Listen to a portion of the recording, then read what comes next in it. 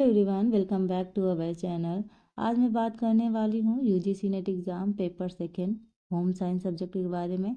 तो आज जो हम टॉपिक डिस्कस करने वाले हैं विद क्वेश्चन आंसर के साथ, ठीक है, ये PYQ बेस्ड क्वेश्चन आंसर होंगे।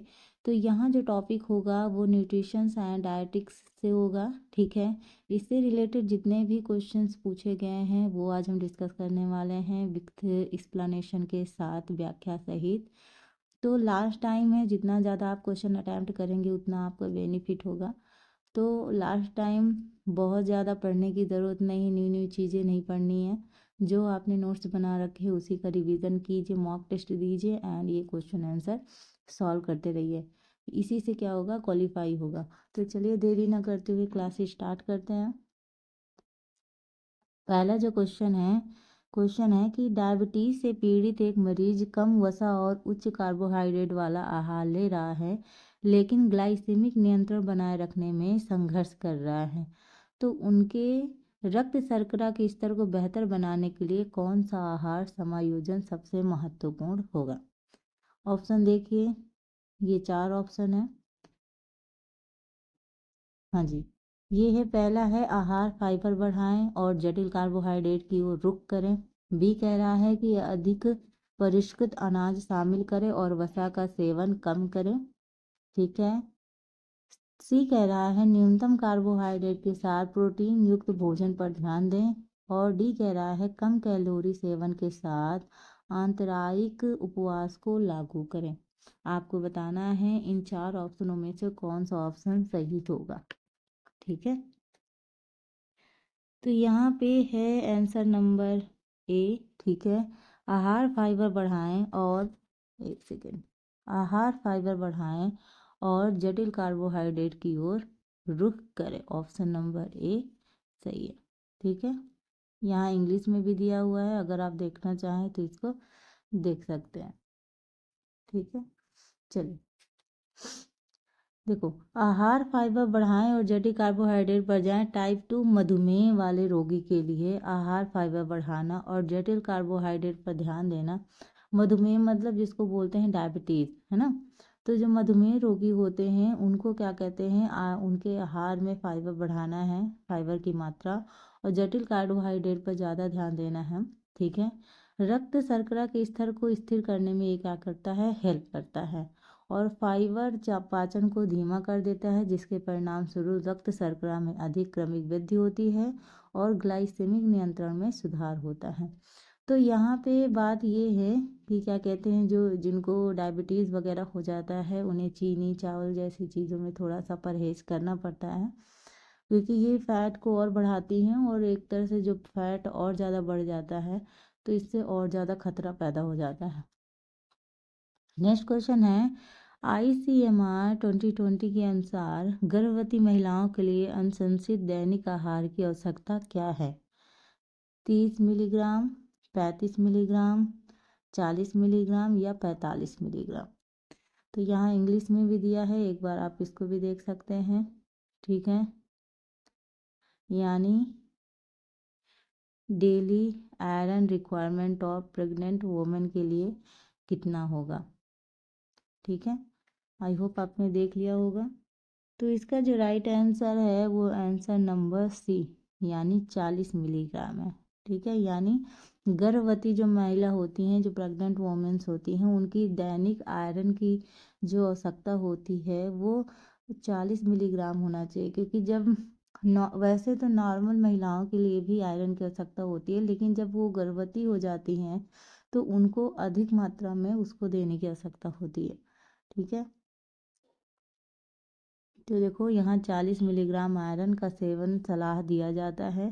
हीमोग्लोबिन की बढ़ती मांग के कारण गर्भावस्था के दौरान आयरन ज़रूरी है।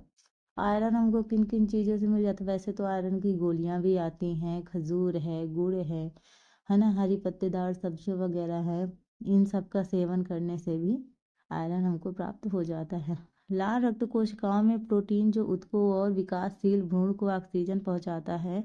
अतिरिक्त आयरन रक्त की मात्रा के विस्तार, प्लेसेटा की वृद्धि और भ्रूण के विकास को क्या कहता है, समर्थन देता है, यानी सपोर्ट करता है। और आयरन की कमी से आयरन की कमी से एनीमिया हो जाता है। एनीमिया मतलब क्या होता है, जिसको हम रक्ताल्पता भी बोलते हैं। एनीमिया का दूसरा नाम क्या है, रक्ताल्पता। रक्ताल्पता मीन्स क्या होता है कि जब हमारे बॉडी में खून की कमी हो जाती है तो उसे बोलते हैं रक्ताल्पता। महिलाओं में ये ज़्यादा देखने को मिलता है, इसलिए उनको क्या कहते हैं, आयरन की आवश्यकता ज़्यादा होती है।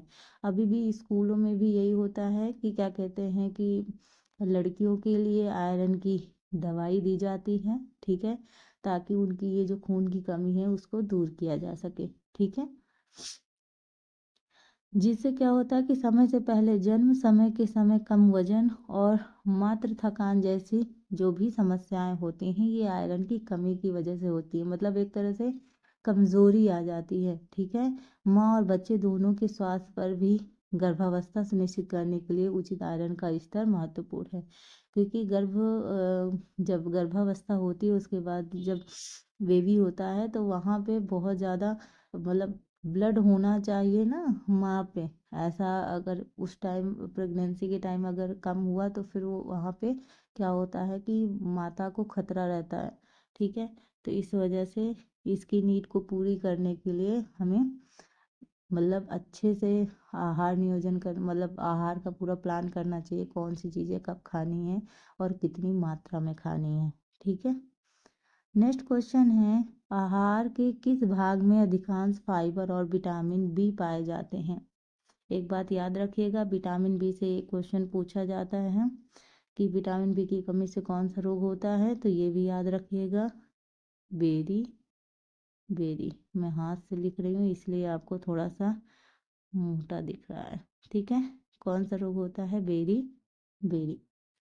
अनाज के किस भाग में अधिकांश फाइबर और विटामिन बी पाए जाते हैं, तो वो है option number B, pericarp. Pericarp यहाँ इंग्लिश में दिया है, आप देख सकते हैं, ठीक है। पेरिकार्प जिसे हम चोकर नाम से भी जानते हैं, मतलब पेरिकार्प को चोकर भी कहा जाता है, जो अनाज की सबसे बाहरी परत होती है और अनाज का जितना ज़्यादातर हिस्सा जो है वो फाइबर और विटामिन बी से बने होते हैं। अनाज के सुरक्षात्मक आवरण के रूप में काम करता है और आयरन, मैग्नीशियम, एंटीऑक्सीडेंट जैसे जो भी पोषक तत्व हैं वो उसमें मौजूद होते हैं, ठीक है। साबुत अनाज में पेरिकार्प बरकरार रहता है और अनाज की फाइबर सामग्री में इम्पोर्टेंट योगदान देता है, ठीक है। और ये रक्त शर्करा के स्तर को भी क्या करता है, नियंत्रित करने में हेल्प करता है। नेक्स्ट क्वेश्चन की बात करेंगे, है मानव मितीय संकेतक बच्चों में दीर्घकालिक कुपोषण का आकलन करने के लिए सबसे उपयुक्त है। कुपोषण क्या होता है, यानी जब पोषक तत्वों की मात्रा शरीर में आवश्यकता से अधिक या आवश्यकता से कम, ठीक है, दोनों ही सिचुएशन में कुपोषण के शिकार हो सकते हैं, ठीक है। तो इसमें क्या होता है, एक तरह से अगर जिनको कुपोषण के शिकार हो जाते हैं बच्चे, तो उनमें क्या कहते हैं कि बहुत सारी चीज़ों की प्रॉब्लम होती है। और ये कारण किसकी वजह से होता है, जैसे जनसंख्या वृद्धि हो गई, ठीक है, और क्या कहते हैं, अब भोजन की भरपूर मात्रा ना मिल पाना, या तो फिर भोजन की मतलब आपके भोजन की मात्रा ज़्यादा हो जाना या कम हो जाना, दोनों ही सिचुएशन में क्या हो जाता है, इंसान कुपोषण का शिकार हो जाता है। तो इसीलिए संतुलित भोजन की सलाह दी जाती है, यानी ऐसा भोजन जिसमें आवश्यक पोषक तत्वों की एक उचित मात्रा मौजूद होती है उसको बोलते हैं संतुलित आहार। तो कुपोषण से बचने का मात्र तरीका यही है कि आप संतुलित आहार का सेवन करें तो आप कुपोषण से बच सकते हैं। तो ये यहाँ पे है ऑप्शन, आयु के अनुसार भार, आयु के हिसाब से ऊंचाई, सी कह रहा है मध्य ऊपरी भुजा परिधि और डी कह रहा है भार के लिए ऊंचाई। यहाँ इंग्लिश में भी दिया है, आप एक बार इसको भी देख सकते हैं, ठीक है। चलिए, तो बात करते हैं यहाँ जो आंसर होगा कि मानव मितीय संकेतक बच्चों में दीर्घकालिक कुपोषण का आकलन करने के लिए सबसे उपयुक्त है। तो यहाँ है आयु के हिसाब से ऊंचाई, क्या है, आयु के हिसाब से ऊंचाई, ऑप्शन नंबर बी सही है, ठीक है। क्या है, आय के हिसाब से ऊंचाई एक प्राथमिक मानवीय संकेतक है जिसका उपयोग क्रोनिक कुपोषण का आकलन करने के लिए किया जाता है। ठीक है, जिसे इंस्टेंटिंग के रूप में जानते हैं। और क्रोनिक कुपोषण लंबे समय तक अपर्याप्त पोषक तत्वों का जो सेवन करते हैं, ठीक है, यानी पूरी तरह से उनको जो पोषक तत्व प्राप्त नहीं हो पाते। पोषक तत्व कौन कौन से? प्रोटीन, कार्बोहाइड्रेट, वसा, विटामिन, खनिज लवण, ठीक है, और जल भी उसमें आ जाता है। तो ये जो पोषक तत्व हैं, एक उनका उचित मात्रा में, वो जितना हमारे बॉडी को नीड है उतना अगर नहीं मिल पाता तो क्या हो जाता है? कुपोषण हो जाता है। तो ये इसके लगातार मतलब संक्रमण के कारण, मतलब संक्रमण हो जाता है इसका, अगर आपको पर्याप्त रूप में पोषक तत्व ना मिला। स्टंटिंग वाले बच्चों की उम्र के हिसाब से उनकी लंबाई काफ़ी क्या हो जाती है? कम होती है। उनकी ग्रोथ अच्छे से, उनकी जो वृद्धि है वो अच्छे से नहीं हो पाती, जो लंबे समय तक कुपोषण को दर्शाती है। और ये स्टार्टिंग में ही होता है। ठीक है, दीर्घकालिक शारीरिक और संज्ञानात्मक हानि से जुड़ा होता है, यानी बॉडी को तो इफेक्ट करता ही है, माइंड को भी, हमारे सोचने समझने की क्षमता को भी ये प्रभावित करता है। ठीक है, याद रखिएगा। नेक्स्ट क्वेश्चन है, एक प्रभावी पोषण परामर्श सत्र के लिए निम्नलिखित चरणों का सही क्रम व्यवस्थित करें। पहले इसको थोड़ा क्वेश्चन जूम करके देख लेते हैं, उसके बाद ऑप्शन देखेंगे। ए कह रहा है ग्राहक की पोषण संबंधी आवश्यकताओं का आकलन करें। बी कह रहा है परामर्श योजना को लागू करें। सी कह रहा है विशिष्ट लक्ष्य और उद्देश्य निर्धारित करें। डी है प्रगति की निगरानी और मूल्यांकन करें। ई कह रहा है एक व्यक्तिगत भोजन योजना विकसित करें। और एफ कह रहा है ग्राहक की आहार संबंधी आदतों की पहचान करें। तो आपको इसको क्रम लगाना है, यानी पहले से लेकर बाद तक कैसे क्रम आएगा, ठीक है, इसका प्रोसेस क्या है वो बताना है। एक बार आप इंग्लिश में भी देख लीजिए इसको, ठीक है, क्योंकि कभी कभी कुछ क्वेश्चन ऐसे होते हैं जो हमें हिंदी से नहीं जल्दी समझ में आते हैं, लेकिन अगर हमने इंग्लिश में देख लिया तो समझ में आ जाता है। तो यूजीसी नेट का जो एग्ज़ाम होता है उसमें केवल आप जब भी क्वेश्चन सॉल्व करें तो अगर आप हिंदी में देख रहे हैं तो आप इंग्लिश में भी एक बार देखिए, तो आपको क्लैरिटी बहुत ज़्यादा हो जाएगी। ठीक है, तो इसका क्या आंसर होगा आप बताइए। चलिए देखते हैं। सो पहली बात तो जो इसका आंसर है वो आंसर नंबर है ए, यानी सबसे पहले क्या होगा, ग्राहक की आहार संबंधी आदतों की पहचान करें। ये सबसे अच्छा तरीका है आपको पहचानने के लिए कि सबसे सीक्वेंस में सबसे पहले हम क्या रखें, यानी पहचान मतलब आइडेंटिफाई करने के लिए सबसे पहला आता है। ठीक है, और जहाँ तक बात की जाएगी मूल्यांकन सबसे लास्ट में आता है। तो ये दो चीज़ें हैं जिनसे आप पता कर सकते हैं, आपको बहुत ज़्यादा कैलकुलेट करने की ज़रूरत नहीं होगी। लेकिन जैसे ऑप्शन थोड़ा सा सिमिलर लग रहे हैं तब आपको ज़रूरत पड़ेगी ये बीच के भी सॉल्व करने के लिए। तो यहाँ पे क्या है, सबसे पहले हमने क्या किया, ग्राहक की आहार संबंधी आदतों की हमने क्या करी, पहचान करी। उसके बाद हमने क्या किया, ग्राहक की पोषण संबंधी आवश्यकताओं का आकलन किया। ठीक है, नीड्स का आकलन किया, असेसमेंट किया। और उसके बाद क्या किया, विशिष्ट लक्ष्य और उद्देश्य हमने निर्धारित किए। उसके बाद हमने क्या किया, एक व्यक्तिगत भोजन योजना बनाई, प्लानिंग मतलब एक भोजन फूड प्लानिंग करी। उसके बाद क्या किया हमने, परामर्श योजना को लागू किया। और उसके बाद लास्ट में क्या किया, प्रगति की निगरानी और मूल्यांकन। ठीक है, ये आया आपका क्रम। ठीक है, किसका क्रम था, एक प्रभावी पोषण परामर्श सत्र के लिए ये जो क्रम है ये ऐसे रहेगा। ठीक है, हाँ जी। नेक्स्ट क्वेश्चन है, सफल सामुदायिक पोषण शिक्षा कार्यक्रम आयोजित करने के लिए निम्नलिखित चरणों को सही क्रम में व्यवस्थित करिए। ये कह रहा है समुदाय के पोषण संबंधी मुद्दों की पहचान करें, शिक्षा कार्यक्रम की योजना बनाएं। सी है शिक्षा सत्रों को लागू करें। डी कह रहा है कार्यक्रम की प्रभावशीलता का मूल्यांकन करें। और ई कह रहा है समुदाय की खाद्य आदतों और संसाधनों का आकलन करें। एफ कह रहा है कार्यक्रम के लिए उद्देश्य निर्धारित करें। एक बार इसको इंग्लिश में भी देख लीजिए। ठीक है, ऑप्शन भी ये रहे नीचे, ठीक है। ये हाँ जी, अब देखिए,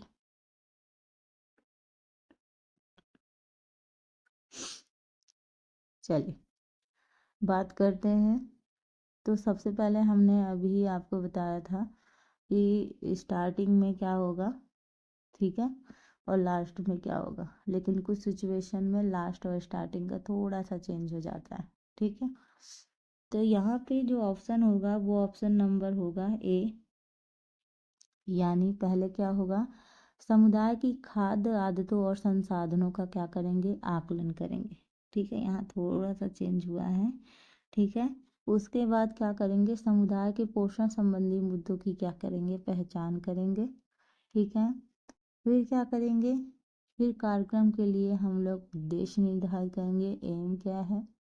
उसके बाद होगा क्या, शिक्षा कार्यक्रम की योजना बनाएं।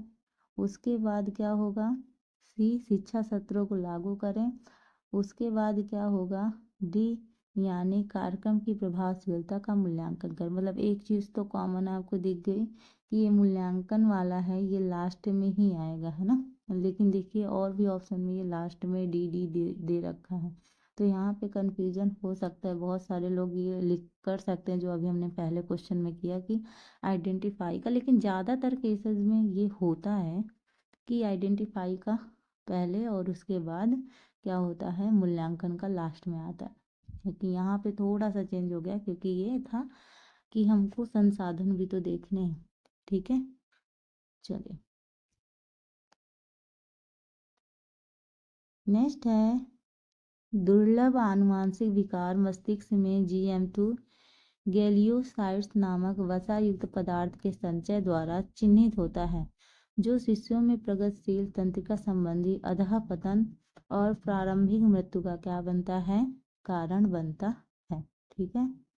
यहाँ ऑप्शन रहे ये क्या है, न्यूमैन पिक रोग, बी है गोचर रोग, सी है टेक्सरैक्स रोग और डी है हंटिंगटन रोग। यहाँ पे अगर आपको थोड़ा स्क्रीन में छोटा दिख रहा होगा तो आप उसको जूम कर लीजिएगा, ठीक है, क्योंकि यहाँ मैंने अगर पर्दा बड़ा किया तो फिर वो क्या हो जाएगा, क्या हो जाएगा कि ठीक से ऑप्शन नहीं दिखाई देंगे। तो जो इसका राइट आंसर है वो राइट आंसर है टे सैक्स रोग। क्या है, टे सैक्स रोग, यानी टे सैक्स रोग एक दुर्लभ वंशानुगत आनुवांशिक रोग है। ये क्या है, आनुवांशिक रोग है। आनुवांशिक रोग किसको कहते हैं, जो पीढ़ी दर पीढ़ी होता रहता है ना, एक पीढ़ी दूसरी पीढ़ी में जाता रहता है, उसको बोलते हैं आनुवांशिक रोग। यानी एंजाइम हेक्सोसाइमनेट्स एक ही कमी की वजह से ये होता है, ठीक है। और आमतौर पर 4 या 5 वर्ष की आयु तक होता है, ठीक है। नेक्स्ट बात करते हैं, ये इधर आ गया।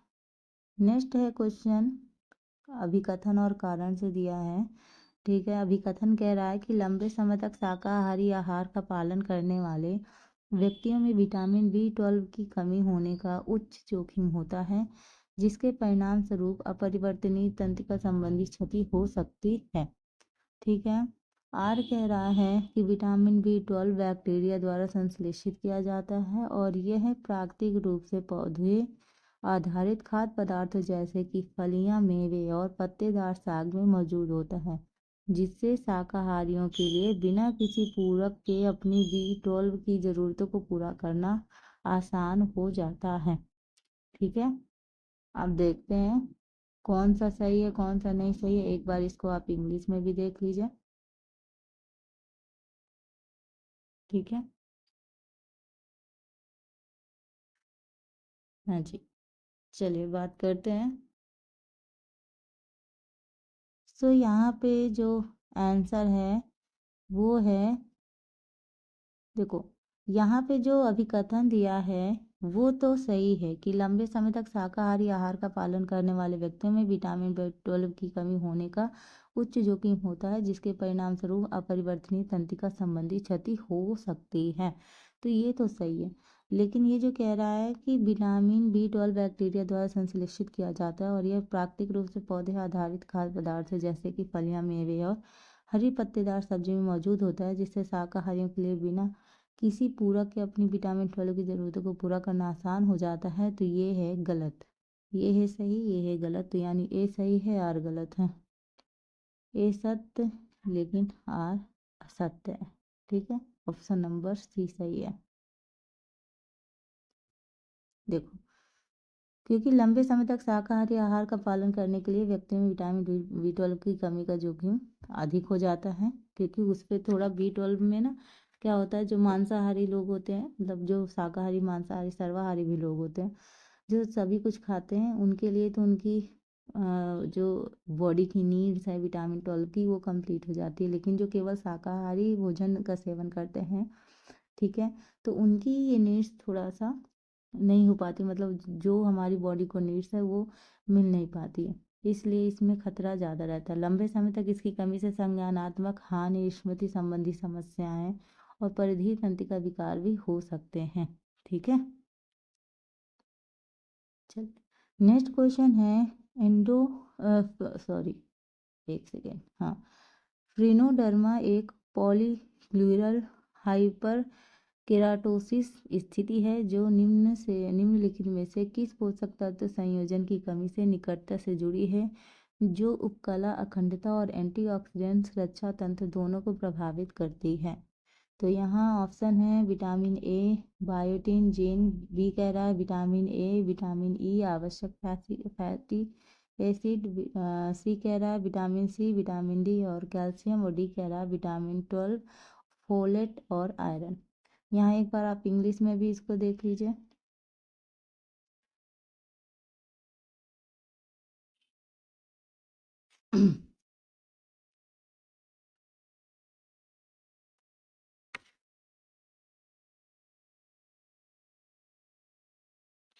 चलो, हाँ जी, तो फिनोडर्मा वाला का जो आंसर है वो ऑप्शन नंबर बी सही है, यानी विटामिन ए, विटामिन ई और आवश्यक फैटी एसिड। ठीक है, तो फिनोडर्मा या टॉड स्किन कई पोषक तत्वों की कमी के कारण क्या कहते हैं, पॉलीक्यूलर हाइपर केराटोसिस के रूप में प्रकट होती है, मुख्य रूप से विटामिन ए, लेकिन विटामिन ई और आवश्यक एसिड मतलब फैटी एसिड भी है। ठीक है, ये पोषक तत्व त्वचा की उपकला कोशिकाओं के स्वास्थ्य को बनाए रखने और केराटिनाइजेशन को नियमित करने के लिए ये इम्पोर्टेंट रोल करते हैं, और वह प्रक्रिया जिसके द्वारा त्वचा कोशिकाएं परिपक्व होती हैं और झड़ती हैं। ठीक है, थोड़ा सा विटामिन ए की कमी से होने वाला रोग वैसे तो नहीं पूछता, लेकिन कभी कभी मिलान के थ्रू पूछ लेता है। रतौंधी होती है, ठीक है, जिसमें क्या होता है, पहले धीरे धीरे आंखों की रोशनी धूमिल हो जाती है और फिर धीरे धीरे क्या होता है, दिखाई देना ही बंद कर देता है। ठीक है, विटामिन ई को बोलते हैं ब्यूटी विटामिन। ठीक है, चलिए नेक्स्ट क्वेश्चन की बात करते हैं। क्वेश्चन क्या है, कौन सा सूचकांक 5 वर्ष से कम आयु के बच्चों में दुर्बलता के आकलन में उपयोगी है।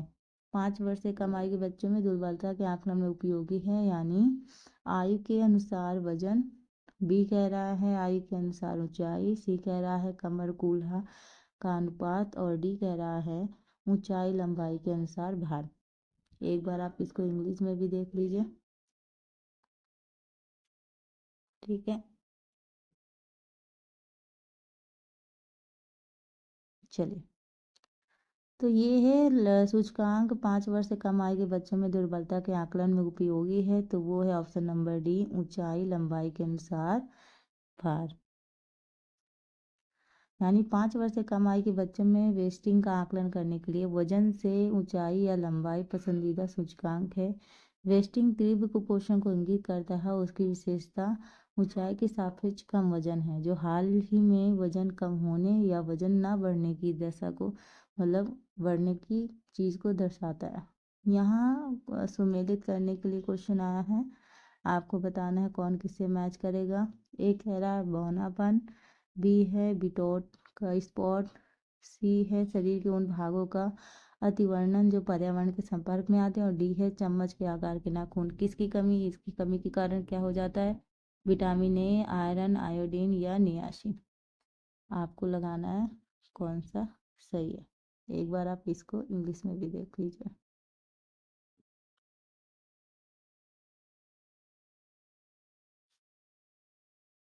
चलिए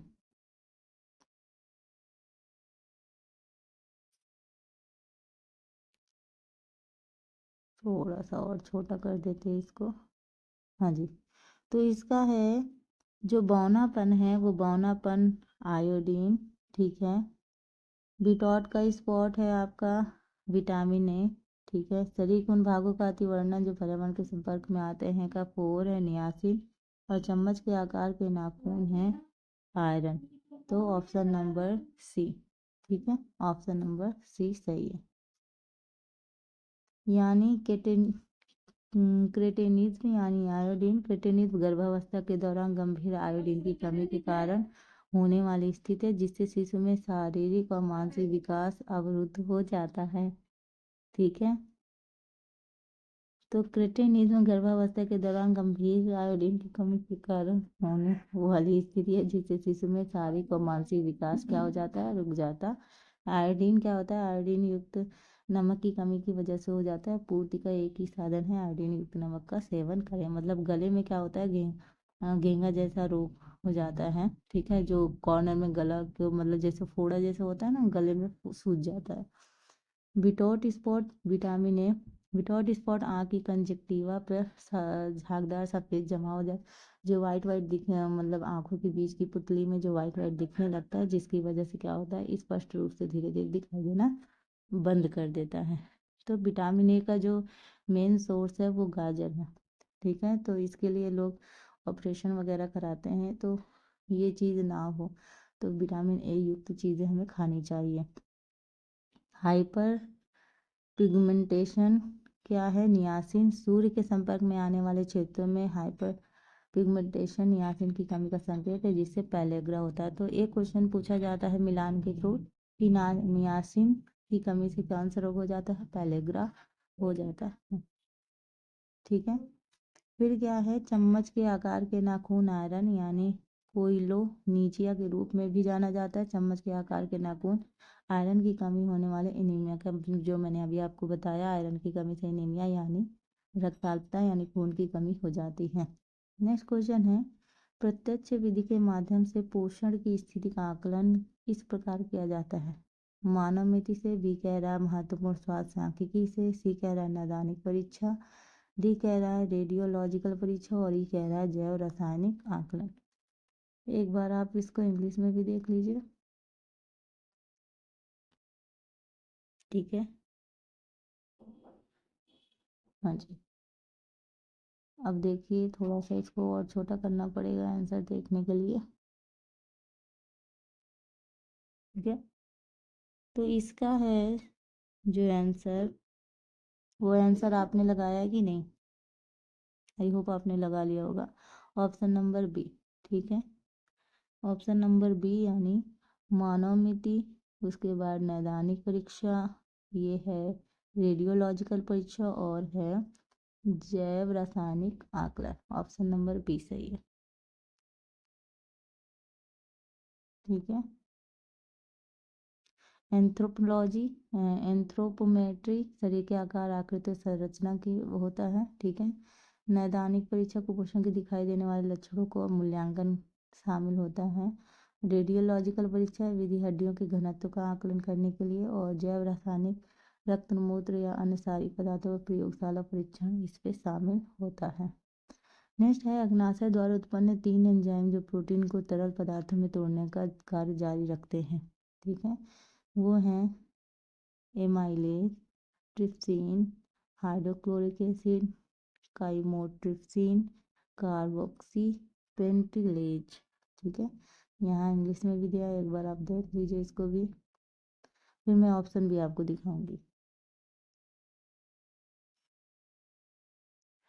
चलिए,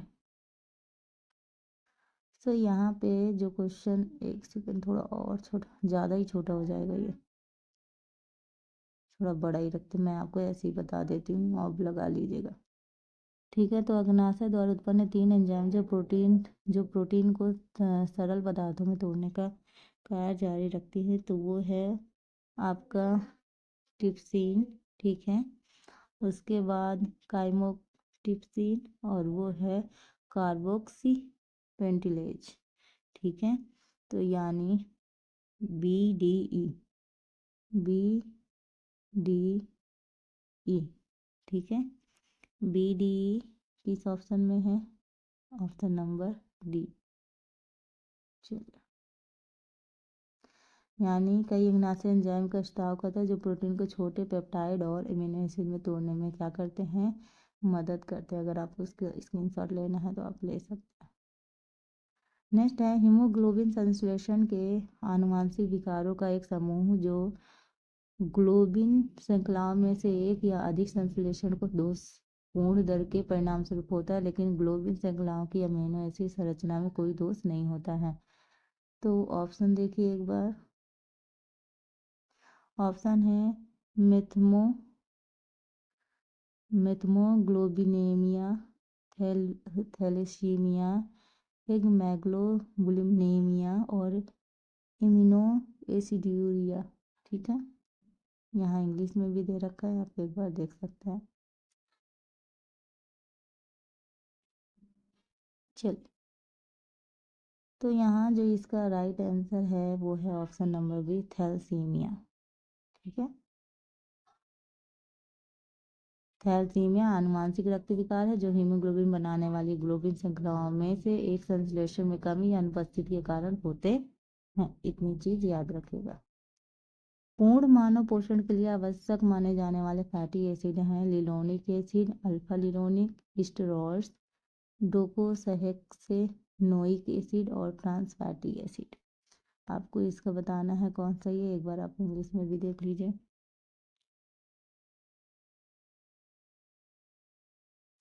हाँ जी, चलिए, तो इसका जो सही है वो है आपका लिनोलिक एसिड। ठीक है, उसके बाद आएगा आपका अल्फा लिनोलिक और उसके बाद है डोकोसहेक्सेनोइक एसिड। ठीक है, तो ए बी डी देखिए कहाँ है, ABD ऑप्शन नंबर सी। ठीक,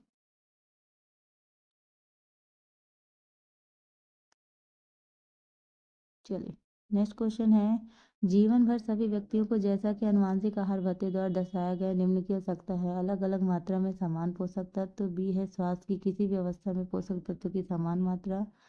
सी कह रहा है किसी भी अवस्था में समान पोषक तत्व समान मात्रा में। और डी कह रहा है मिश्रित मात्रा में विभिन्न पोषक तत्व। यहाँ इंग्लिश में दे रखा है, एक बार आप इसको देख लीजिए।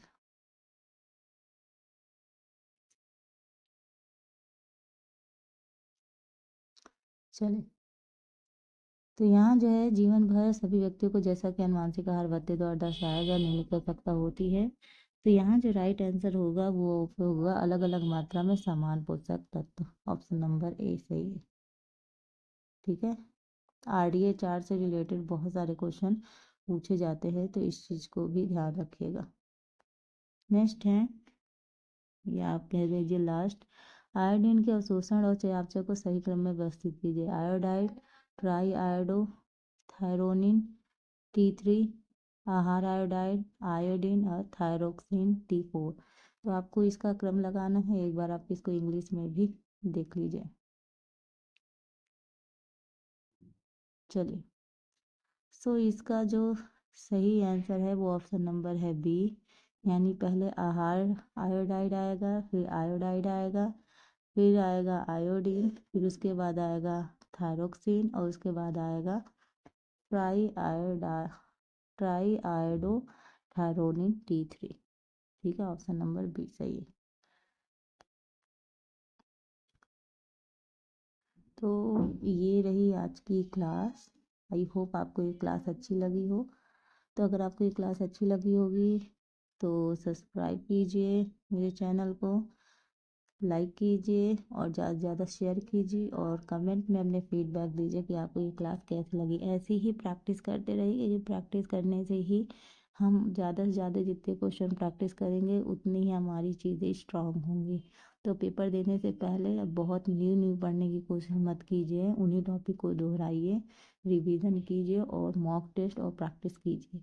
इसी से आपका नेट JRF क्वालिफाई होगा। Thank you for watching. Bye.